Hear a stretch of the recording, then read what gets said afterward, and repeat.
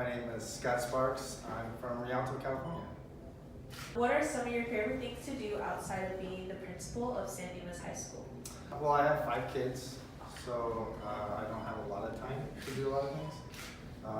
But most of my kids are all grown up by now, so it's just kind of spending time with my family is the most important thing for me. Did you always imagine yourself as a principal, or did you have a different dream job? I never imagined myself to be a principal. Technically, my dream job is to be a baseball player, but that always never happens. So my backup was to be a PE teacher. That's what my dream job was.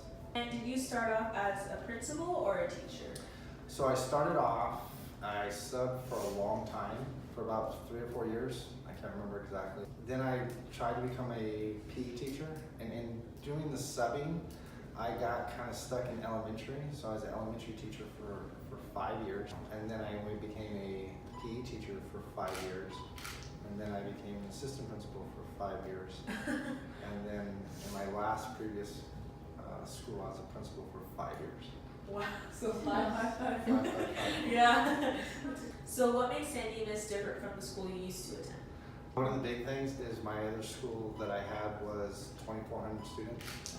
So it's about 1,000 students less here, and that's a huge difference, and it makes a great difference, to be honest with you. The smaller schools are a much better environment. I get to kind of know kids a little bit more than I did over there. What is the biggest challenge you believe students face? The biggest challenge I think kids have today is a lot of pressure. And not, when I don't say pressure from parents, I think that's actually less than normal, but it's pressure from peers.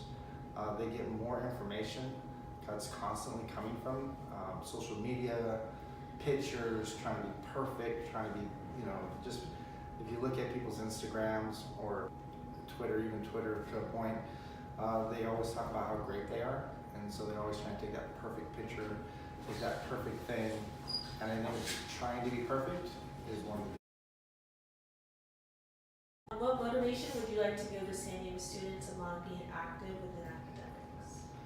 We have a huge population that's really intense in academics, but we also have a bunch of kids that think academics is just okay. I'm just gonna get through. I'm okay with being just okay. Yeah. And so if we can focus on learning from all the way from the bottom to top, we'll do fine. What do you find most frustrating about being a principal? Sometimes the politics, the whole, you really don't realize how much politics are involved in it, and the schmoozing type of thing. Yeah. And so sometimes when talk to people and when they're not making great decisions, that's kind of the hard part too, is having that conversation with people when they need to adjust. What is the best part about being a principal?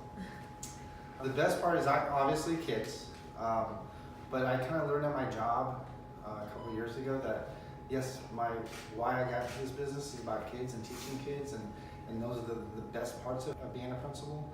But actually, one of the greatest parts is helping teachers become great teachers and just listening to them.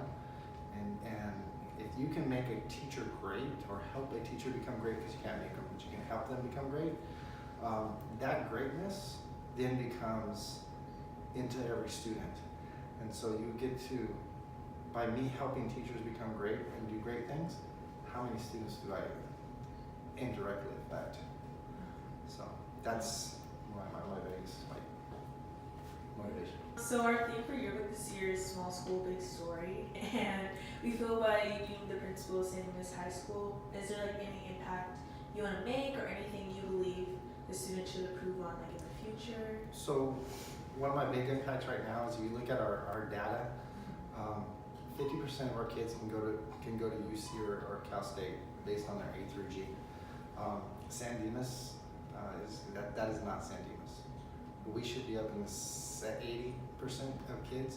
Not that they all have to go to UC or Cal State, but that have the opportunities. So that sometimes we shut doors on ourselves, and if we don't get an A through G, we shut that door. So if a kid comes and they all of a sudden get a scholarship, but they can't attend because they don't have an A through G, we've shut that door. But if they go to community college and they have the A through G, that would be awesome too. So as many doors as we can keep open for them is what we want to do. I'm Mr. Sparks, and this is my story.